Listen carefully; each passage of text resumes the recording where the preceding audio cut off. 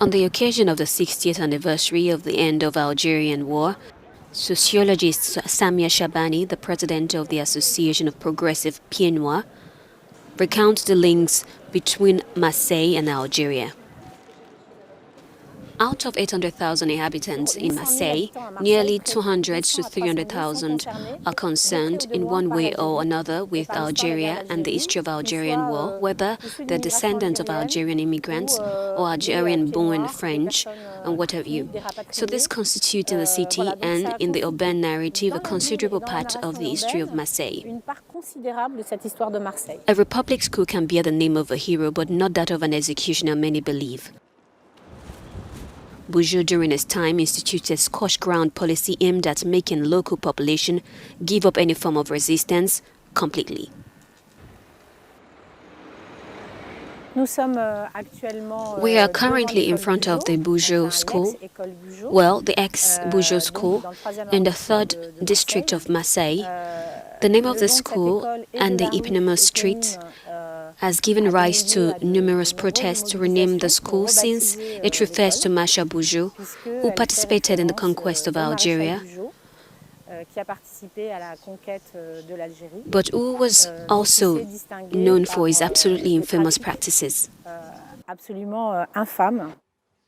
In the 60 years since Algeria won independence from France, it has gone through multiple crises from its former colonizer, often fueled by domestic politics. Young people don't have the burden of hard times that other generations, previous generations, have experienced. They are free from that. They are obviously much more open to the reality of history. Algeria became independent after a devastating 8-year war. France has made tentative attempts to heal the wounds, but refuses to apologize for its 132 years of often brutal colonial rule.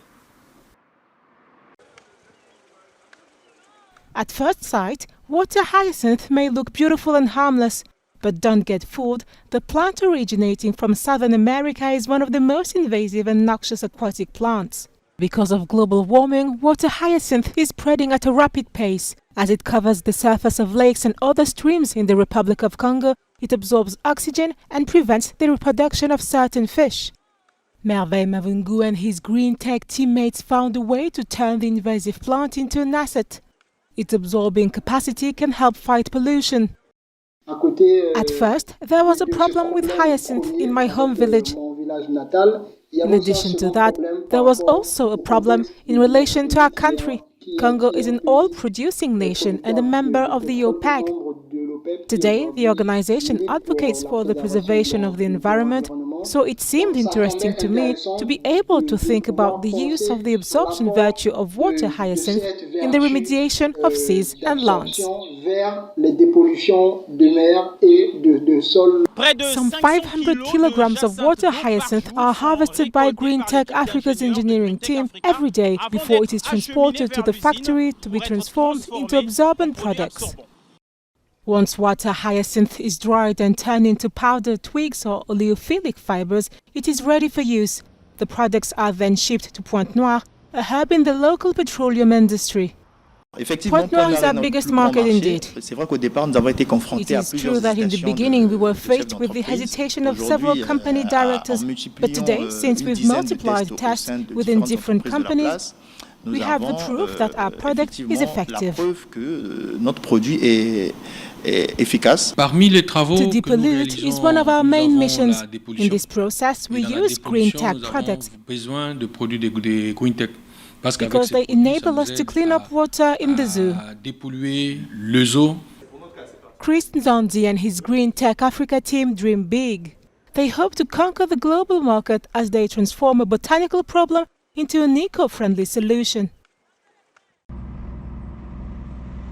Businessman and party leader Moise Katumbi has invested in thousands of hectares of maize fields, a staple food of the Congolese people.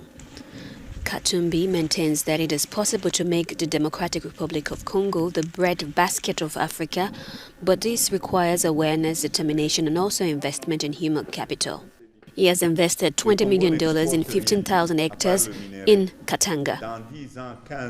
It is sad that Congo exports nothing except for ore. In 10 years, 15 years, 5 years, the mines will be exhausted. For me, the real precious material are things like maize. It's agriculture. Africa spends more than $7 billion a year on rice imports, which are essential for its food security, even though the continent has a greater production potential. The same problem applies to maize cultivation in this region. Greater Katanga needs 2 million tons of maize every year, so we don't even produce 10% of our maize. Despite these investments, DRC still imports corn flour from its neighbors, where import routes into the country are longer and less secure. Border issues often cause disruption in supply. We ask the government and the farmers to make more maize available to enable us to survive with our children, as hunger and crises are in full swing in Congo. So we insist that maize be made available. Katumbi says structural transformation of agriculture is needed to increase labor productivity and income levels, but especially for creating decent jobs. The island of Madagascar was hard hit by Cyclone Emnati. For the past 4 years, this region of 1.3 million people has suffered from food insecurity, according to the World Food Programme. While this area had experienced very little rainfall over the past 4 years, the heavy rains that have fallen in recent days have given hope. The Ministry of Agriculture, with the support of the World Bank and UN Food and Agriculture Organization, has distributed 400 tons of seeds in recent months.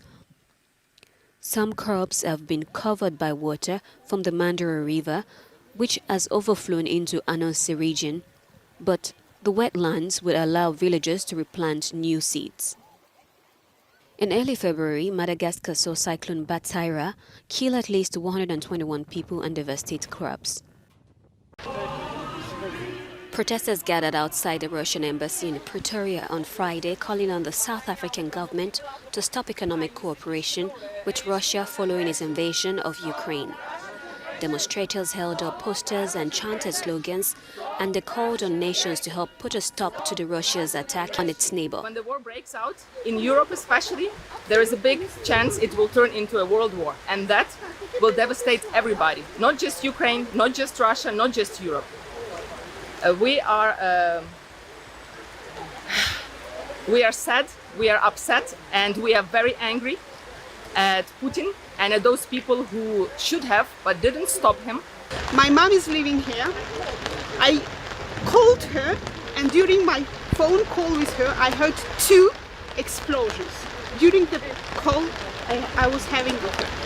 Very first civil victim of this war was in my native town, because one of the bombs was found in the city center and killed 1 woman and 5 were injured.